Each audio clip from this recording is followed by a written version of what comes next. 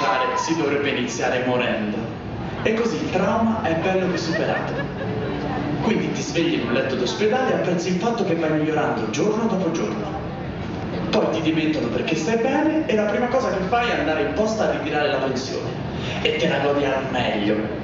Col passare del tempo le tue forze aumentano, il fisico migliora e le rughe scompaiono. Poi inizi a lavorare e il primo giorno ti regalano un orologio d'oro. Lavori 40 anni finché non sei così giovane da sfruttare adeguatamente il ritiro della vita lavorativa. Quindi vai di festino in festino, bevi, giochi, fai sesso e ti prepari ad iniziare a studiare. Poi inizia la scuola. Giochi con gli amici senza alcun tipo di obblighi e responsabilità, finché non sei bebè. Quando sei sufficientemente piccolo, ti infili in un posto che ormai dovresti conoscere molto bene.